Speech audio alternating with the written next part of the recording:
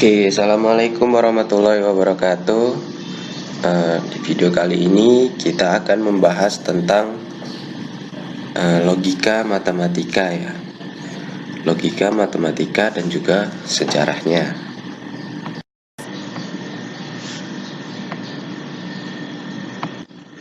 Oke, pengertian logika.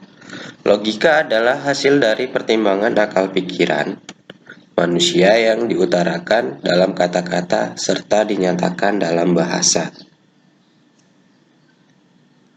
Artinya, logika itu harus dipikirkan terlebih dahulu ya, nggak langsung berkata atau berargumen. Jadi sebelum berargumen gitu, kita harus memikirkan kebenarannya suatu kondisi atau suatu premis. Oke.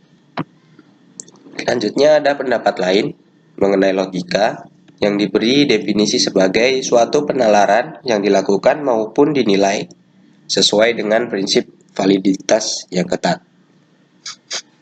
Jadi untuk membuktikan suatu logika itu harus memenuhi syarat valid atau tidaknya suatu pernyataan atau premisnya tadi ya.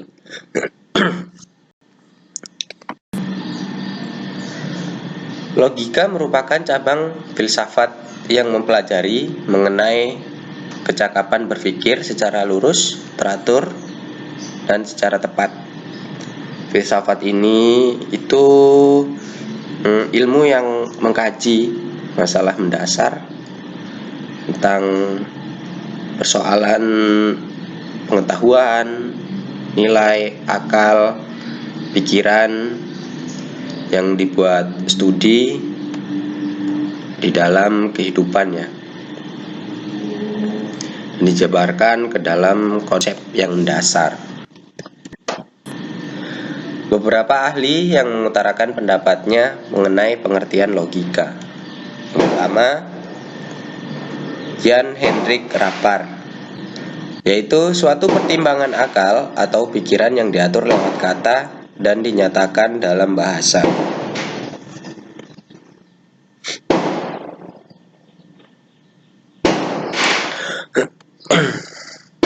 Menurut Aristoteles, yaitu ajaran tentang berpikir yang secara ilmiah membicarakan bentuk pikiran itu sendiri dan hukum-hukum yang menguasai pikiran. Oke, selanjutnya ini ilmuwan Indonesia namanya ya, yaitu menurut Sukadijo, suatu metode atau teknik yang diciptakan untuk meneliti ketepatan menalar.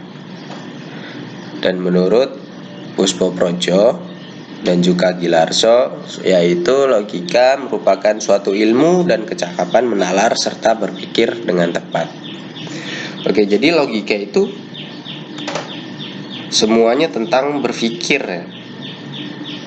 Dinalar, penalaran. Menurut para ahli ini semuanya tentang penalaran suatu pernyataan ya. Jadi harus dipikirkan dulu pernyataan, dinalar apakah benar atau tidaknya. Oke, di atas sudah dipaparkan ya, tapi kita juga perlu tahu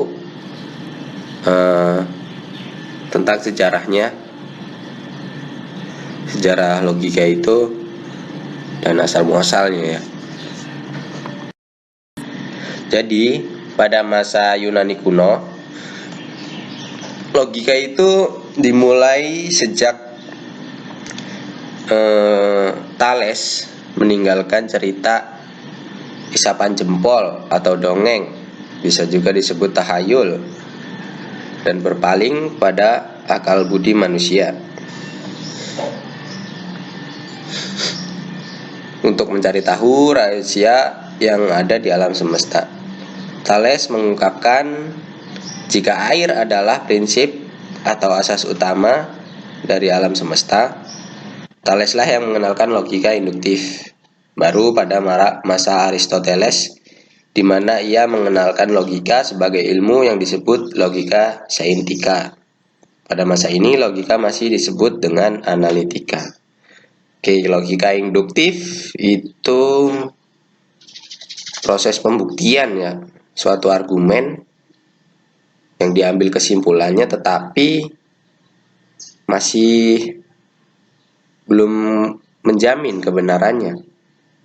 Induksi itu pembuktiannya berdasarkan pendapat seseorang yang sudah melakukan pengamatan dan juga banyak pengalaman. Sedangkan lawannya induktif itu ada deduktif, yaitu proses penalaran dari satu atau lebih pernyataan umum yang biasa kita sebut premis untuk mencapai kesimpulan yang logis, gitu ya. Oke, di abad pertengahan dan logika modern, pada abad 9 sampai 15, buku-buku Aristoteles masih digunakan. Namun, Thomas Aquinas serta kawan-kawannya mengadakan sistematisasi logika. Selanjutnya, logika Aristoteles secara murni diteruskan oleh Thomas Hobbes, sedangkan Francis Bacon masih mengembangkan logika induktif. Yang pertama tadi yang dicetuskan oleh si Thales ya.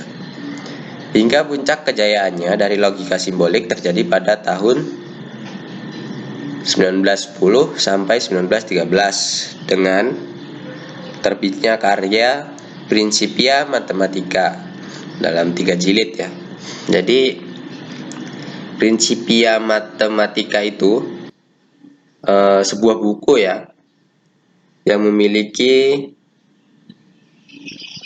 3 penerbitan tahun 1910, 1912, dan 1913. Buku ini memiliki dasar matematika yang ditulis oleh filsuf bernama Alfred North Whitehead dan Bertrand Russell.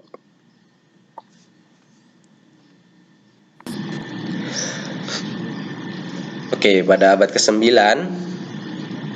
6 seri buku Aristoteles masih digunakan dalam mempelajari logika secara filosofis maupun matematis ya.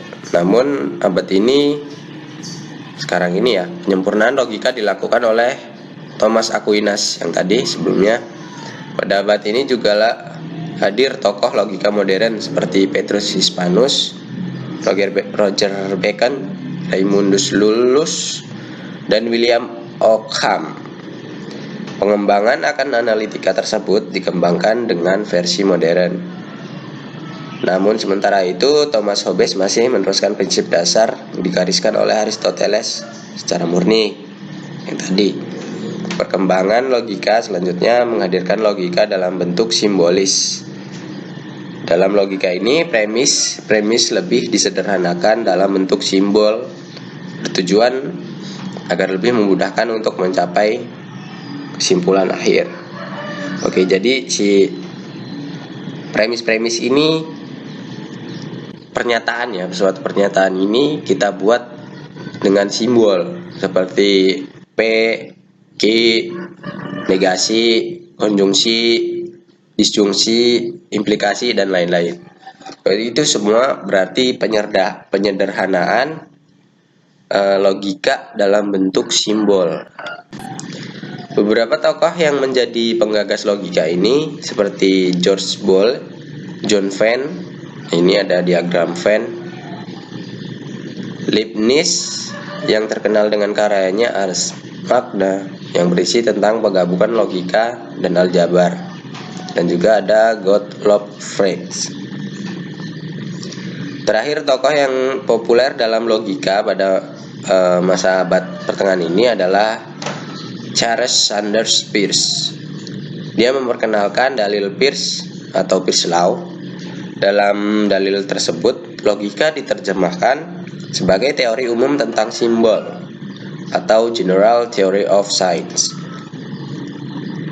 Peirce sendiri merupakan seorang ahli filsafat yang pernah menjadi guru besar di Johns Hopkins University. Tuh. Logika sebagai ilmu matematika murni. Oke, ini sekarang ya. Logika masuk pada kategori matematika murni dengan alasan matematika merupakan logika yang tersistematis. Pendekatan logika digunakan dalam ilmu matematika dengan menerapkan metode ilmu ukur dengan tanda serta simbol matematik. Nah, seperti yang kita tadi ya, seperti negasi itu simbol matematik. Logika ini diperkenalkan oleh Galenus dan Sextus Empiricus yang mengembangkan logika serta menerapkan metode geometri di dalamnya. Oke, sekian ya. Semoga bermanfaat. Semoga bisa dimengerti. Sekian, wassalamualaikum warahmatullahi wabarakatuh.